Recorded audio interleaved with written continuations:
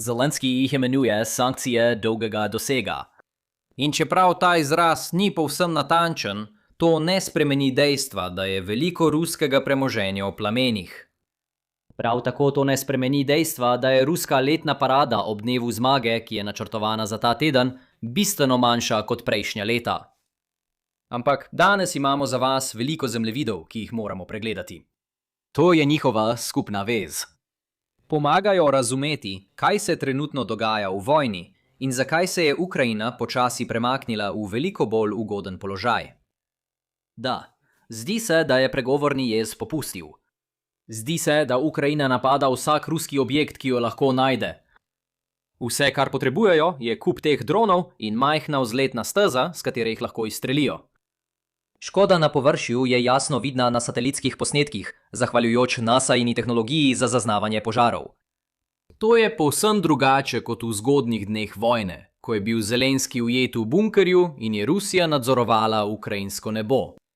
Ni potrebe po naprednih raketah izstreljenih iz silosa.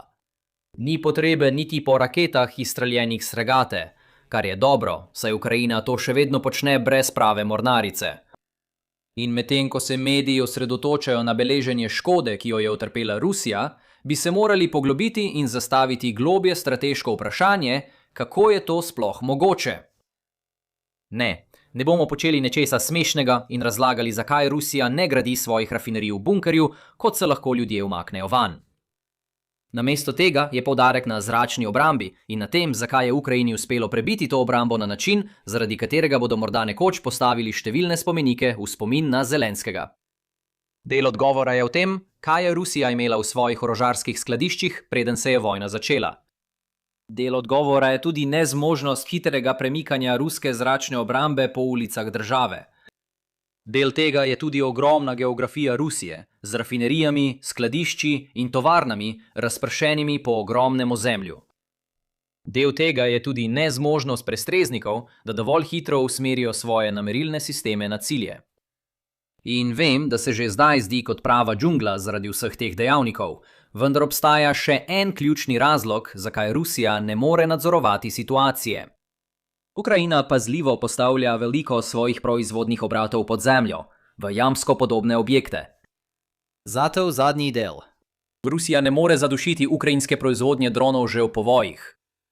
Torej, danes si poglejmo vsako od teh 5 težav v tem posebnem vrstnem redu, ki so skupaj postavile Ukrajino v veliko boljši položaj.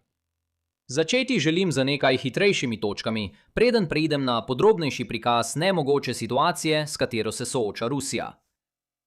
Prva težava je tista, ki bo Zahodu zvenela znano, vendar je tukaj morda še bolj izrazita.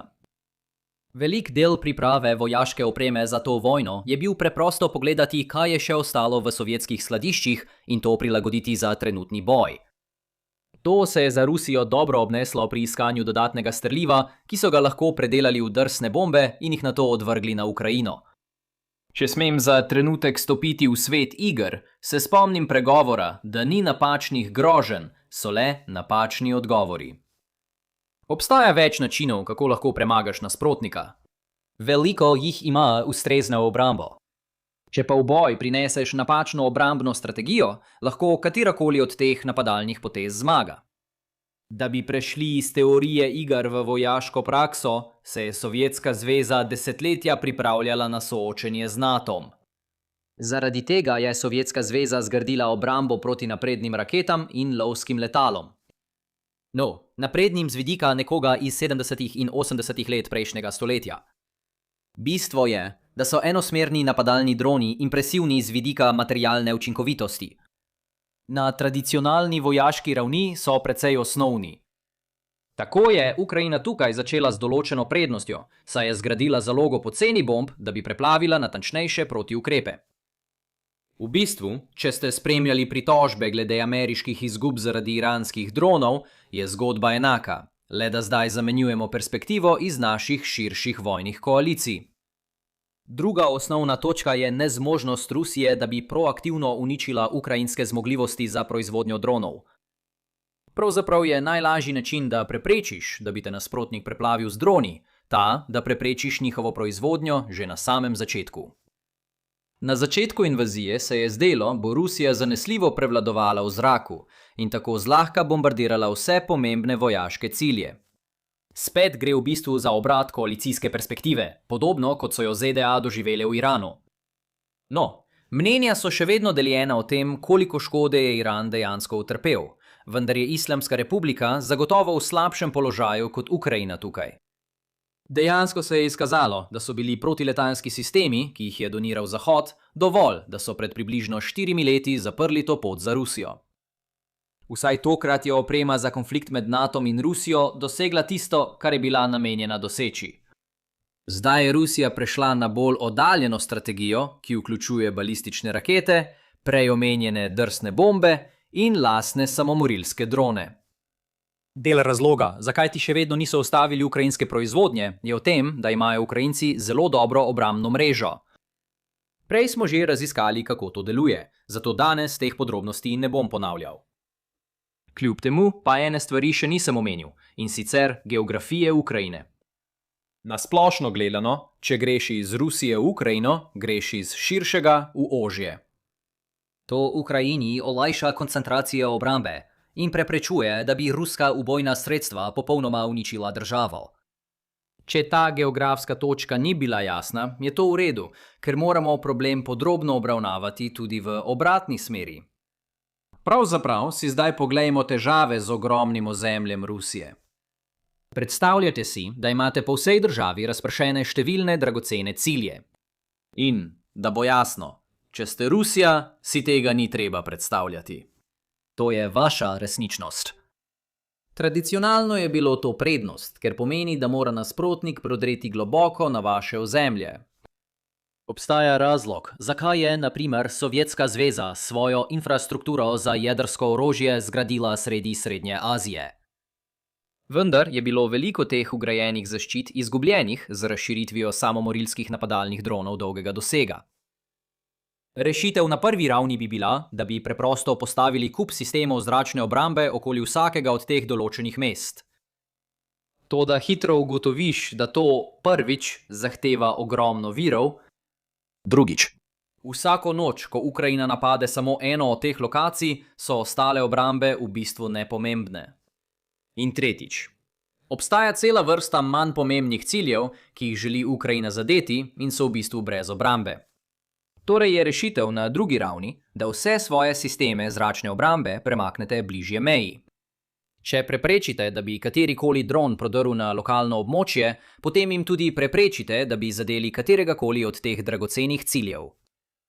Izkazalo se je pa, da Rusija igra bolj igro prve ravni kot pa druge ravni. In čeprav je mikavno reči, da smo priča še eni neumnosti iz Moskve in s tem zaključiti, so pravi razlogi veliko bolj zanimivi in nam povedo o ključni strukturni prednosti, ki jo ima Ukrajina. Poglejmo vsi skupaj za trenutek na ta zemljevid. Recimo, da želi Rusija zgolj braniti svojo mejo. Potem bi bila prva reakcija, da narišemo obrambno črto, ki izgleda takole. Razen da je Rusija od leta 2014 zavzela precej ozemlja, zato v resnici potrebujete tole.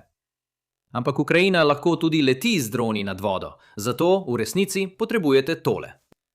Ampak če bi Ukrajina hotela, bi lahko postala drzna in letela skozi Belorusijo. Torej, to res potrebujete. Ampak nekako postane še slabše. HIMARS je bil glavni adut Ukrajine v prvih nekaj letih vojne. In čeprav so ga od takrat prekosili droni, najboljši topniški sistem za hitro streljanje in umik še vedno povzroča škodo. Najbolj razširjena vrsta streliva, ki ga ima Ukrajina zanj, je raketa GMLRS z dosegom 70 km. Sistemi zračne obrambe so prednostna tarča za rakete GMLRS, ker če lahko onemogočite te obrambe, imajo vaši cenejši droni prosto pot. Če potegnem še eno primerjavo z Iranom, si to predstavljajte kot uporabo Tomahawkov, da ameriškim bombnikom omogočite čiščenje neba nad Iranom, nato pa lahko odvržejo JDAM bombe na preostale cilje. Rusija ima zdaj nekaj svojih protiletalskih sistemov v dosegu raket GMLRS. To je neizogibno, kadar so v tem pasu dragoceni cilji, vključno z velikimi mesti kot je Kursk in črpališči nafte za njeno energetsko izvozno industrijo. Toda če izvzamemo te izjeme, se radi večine obrambnih sistemov razširi do sem. In začnemo opažati težavo z geografijo Rusije. V primerjavi z Ukrajino se država širi navzven. Čim dlje želite postaviti linijo protiletalskih sistemov, tem večji del morate pokriti. Vidite, zakaj to hitro postane finančno breme, še posebej, če upoštevate, da potrebujete tako dolgo linijo, ko vključite obalo. A lahko naredimo še korak slabše.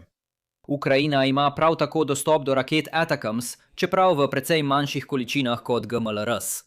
Z manjšimi možnostmi za pridobitev dodatnih, zaradi vojne v Iranu in z manj dokumentacije o tem, da bi Ukrajina uporabljala HIMARS za napade na protiletalske sisteme z te razdalje. Ob upoštevanju teh omejitev pa imajo rakete ATACMS doseg 300 km. Tako je prava varna linija vse do tukaj nazaj. Rusija bi se s tem lahko izvlekla, če bi vsak del njenega omrežja lahko pokril velik del te linije. Ampak, spoiler, vsak posamezen del tega ne more.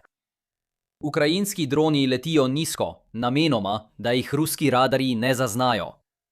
Če to združite s tem, da imajo droni na splošno majhen radarski presek, potem bi potrebovali radarje vsakih 30 km ali tako, če predpostavljamo nerealno, da imate povsod ugoden teren.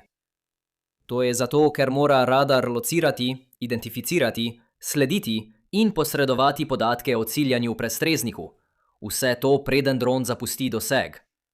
Vse to se mora verjetno zgoditi v 5 do 10 minutah. Tako Rusija pride do izračuna, da mora svoje najboljše objekte varovati posamično, namesto da bi ustvarila enoten celovit sistem za zaščito vsega v državi. Seveda se za Rusijo stvari še poslabšajo. Ker se je sprijaznila, da linije ne bo ustrezno branila, Rusija še vedno nima dovolj sistemov, da bi zaščitila same objekte. In tako dobimo znano igro, o kateri smo že govorili v preteklosti, kjer mora Rusija premikati svojo zračno obrambo z ene lokacije na drugo, da Ukrajina ne ve natančno, kje se nahajajo. Ena od rešitev je, da ne postavijo vse opreme neposredno pred cilje, ampak tudi na verjetne poti, po katerih bi lahko Ukrajina šla proti tem ciljem. Glavna težava je, da Združene države Amerike, kolikor lahko ugotovimo, še vedno pomagajo Ukrajini z izmenjavo obveščevalnih podatkov o lokaciji protiletalskih sistemov. To Ukrajini omogoča, da jih bodisi obide in napade nezaščitene cilje ali pa jih zadene, da olajša prihodnje napade. Zdaj ne bi bilo presenetljivo izvedeti, da so Združene države Amerike močno zmanjšale svoja prizadevanja za izmenjavo obveščevalnih podatkov. Ne pozabite, del razloga, da so Združene države Amerike s tem nadaljevale kljub ustavitvi neposredne vojaške pomoči, je bil ta, da je to analitikom obveščevalnih služb omogočilo nekaj vaje pri lociranju sovražnikovih sredstev. No, Združene države Amerike so v zadnjih nekaj mesecih ta prizadevanja usmerjale proti Iranu. In čeprav so strani v času, ko to pišem, v premirju, ne bi smelo nikogar presenetiti, če se bodo sovražnosti nadaljevale. Zato je nujno, da Združene države Amerike še naprej spremljajo iransko razporeditev sil. Posledično se lahko pojavi težava s kapacitetami pri nadaljnji podpori izmenjavi obveščevalnih podatkov z Ukrajino. Ironično pa bi bilo za Zahod dobra novica, če bi izvedel, da so Združene države Amerike dejansko ustavile to podporo. Ukrajina je v tem obdobju pokazala, da ji ne manjka sposobnosti za napade na visokovredne ruske cilje. Zato bi nam to povedalo, da se lahko Ukrajina zanese na lastna obveščevalna omrežja brez pomoči ameriških analitikov. Vendar bi bil previden pri sklepanju, da popolnoma ni ameriške podpore, saj Kijev morda še vedno prejema surove obveščevalne podatke iz ameriških satelitov. Torej, kakšne so naše ključne ugotovitve za danes? Ukrajina ima izostreno oko za ciljanje dragocenih ruskih sredstev. Geografija in logistika Rusiji ne ponujata enostavnih rešitev za ta problem. In na takšen ali drugačen način je Ukrajina vzdrževala kampanjo skozi celotno iransko vojno. Medtem pa, če vas zanima, kako smo prišli do sem, vam bosta ti dve fantastični knjigi o izvoru vojne zagotovo všeč. Za več informacij o njih preverite opis videoposnetka. Če vam je bil današnji video všeč, ga prosim všečkajte, delite in se naročite na kanal. Jaz pa se vidimo naslednjič. Skrbite zase. Samo za zapisnik. Moji najljubši starodavni civilizaciji sta azteška in egipčanska. Nimam posebnega razloga, da sem to povedal, ampak vedno je lepo imeti nekaj vsebine po videu.